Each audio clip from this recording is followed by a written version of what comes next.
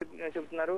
ఈ ఇద్దరు మహిళల మధ్య షోయబ్ కేసు ఏ మలుపు తిరుగుతుందో అనేటువంటి ఆసక్తికరమైనటువంటి ఆసక్తికరమైన పరిణామాలు కూడా భారత్ లో చోటు చేసుకుంటున్నాయి.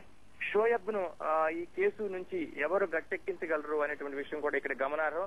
అది పాకిస్తాన్ న్యాయ కోవిధులా లేక భారత్ లోని న్యాయ కోవిధులే ఈ పని చేస్తారనేటువంటి విషయాన్ని, అడ్వకేట్లు చేస్తారనేటువంటి విషయాన్ని కూడా ఇప్పుడు అందరూ ఆసక్తిగా ఎదురు చూస్తున్నారు.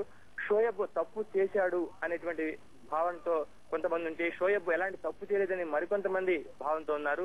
సానియా కుటుంబం మాత్రం ఒకసారి ఇప్పటికే తాము అనవసరంగా ప్రచారంలోకి వచ్చామని, మరొకసారి ఇటువంటి ప్రచారం ద్వారా వార్తల్లోకి రావడం, మీడియా అంతా కూడా ఇక్కడికి రావడం పట్ల కొంత ఇబ్బందికరంగా ఉన్నమాట మాత్రం వాస్తవం.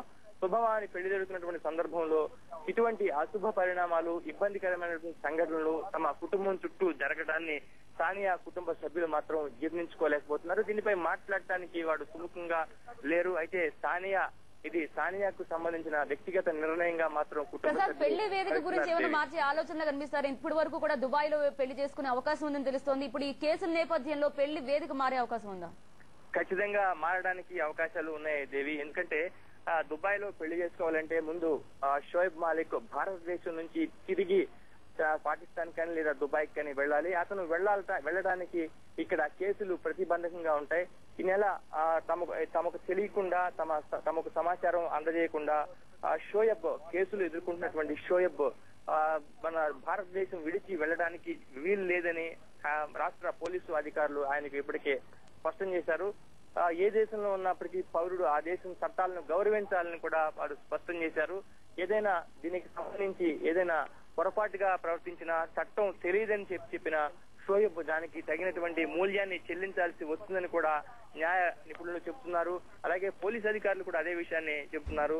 అంతర్జాతీయ స్థాయిలో ఫేమ్ ఉన్నటువంటి ఒక వ్యక్తి చట్టానికి అతీతుడిగా భావించకూడదని కూడా చెబుతున్నారు. అందువల్లే షోయబ్ ఇక్కడ నుంచి కదిలి వెళ్ళడానికి వీల్లేదు. షోయబ్ ఇక్కడ నుంచి కదిలి వెళ్ళడానికి వీలైనప్పుడు పెళ్లి ఏర్పాట్లు దుబాయ్ లో గానీ మరొక ప్రాంతంలో గానీ అలా జరిగే అవకాశాలు చాలా తక్కువగా ఉన్నాయి. అయితే అవి 15వ తారీఖు లోపు, అంటే 15వ తారీఖు వివాహ తేదీని దాదాపు నిర్ణయించుకున్నందువల్ల ఆ తేదీలోపు జరిగేటువంటి ప్రతి సంఘటన కూడా అటు సానియా కానీ ఇటు షోయబ్ మాలిక్ కుటుంబానికి కానీ ఆల్రెడీ కలగజేస్తుంది. మరొక వైపు ఒకవేళ దుబాయ్ వేదిక కాకపోతే హైదరాబాద్ ఐఎస్ఏ కుటుంబం మాత్రం ఈ వివాహాన్ని విధాలా ప్రయత్నిస్తుంది. అప్పుడు మరింత ఈ పరిణామాలన్నీ కూడా నాటకీయంగా కేవలం ఆయిషా మాత్రమే కాదు, షోయబ్ మాలిక్ వ్యతిరేకంగా ఇప్పుడు కొత్తగా మాజీ ఫాస్ట్ బౌలర్ నవాజ్ కూడా దిగుబడుతున్నారు. మాజీ మంత్రి ఒకరు కూడా షోయబ్ మాలిక్ వ్యతిరేకంగా చెప్పారు.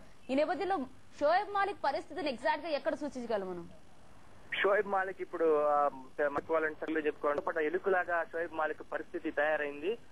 అతను ముందుకు వెళ్ళలేడు, వెనక్కి రాలేడు. తనను రక్షించుకోవడానికి చేస్తున్నటువంటి ప్రయత్నాల్లో భాగంగా బయటికి రావాలని చూస్తున్నాడు. అయితే అది అంత తేలిగ్గా బయటపడటానికి అవకాశం లేదు.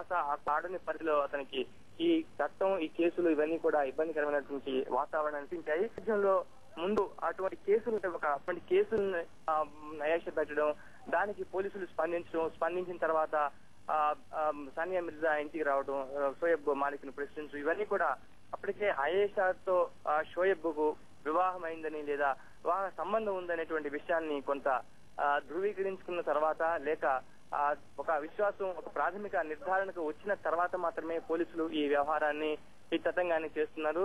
లేకుంటే కూడా పోలీసులు కూడా కలిసి ఎదుర్కొనే అవకాశం ఉంది. కాబట్టి న్యాయ నిపుణుల సలహా తీసుకున్న తర్వాతే షోయబ్ మాలిక్ ను హైదరాబాద్ పోలీసులు ప్రశ్నించడం ఇక్కడ గమనార్హం. 3 కేసుల్లో 2 కేసులు చాలా బలమైనవి. అలాగే ఒక కేసులో అయితే అతను బెయిల్ కూడా రాని పరిస్థితి ఉంది. కాంపౌండబుల్ అఫెన్స్ అయినప్పటికీ కూడా బెయిల్ రాని పరిస్థితి ఉంది. అందువల్ల ఎంతో కొంత ఇప్పుడు ఉన్నటువంటి ఆప్షన్స్ ఈ సమస్యల సుడిగుండం నుంచి షోయబ్ బయటపడటానికి అతని ముందున్నటువంటి ప్రధానమైనటువంటి ఒక ద్వారం ఏమిటంటే ఆయేషా కుటుంబంతో చెప్పి లేదా మంచిగా మాట్లాడుకుని మంచి సమావేశం ఏర్పాటు చేసుకుని ఎంతో కొంత ఇచ్చిపుచ్చుకునే ధోరణిలో ఆయిషా, సానియా, షోయబ్ మాలిక్ 3 కుటుంబాలకు సంబంధించిన సమస్య చట్టపరంగా చర్యలు కొనసాగుతున్నాయి. కానీ ఇంత సెన్సిటివ్ విషయాన్ని డీల్ చేయడానికి మత పెద్దలు ఎలాంటి వైఖరి అవలంబిస్తున్నారు?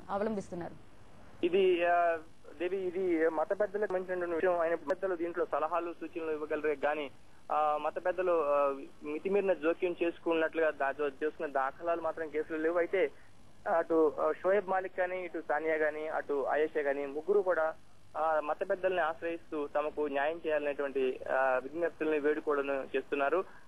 షోయబ్ మాలిక్ ఇప్పటికే కొంతమంది మత పెద్దలని ఆశ్రయించి ముస్లిం చట్ట ప్రకారం అసలు ఈ పెళ్లి చెల్లదనేటువంటి విషయాన్ని చెప్పించే ప్రయత్నం చేశారు. సానియా కూడా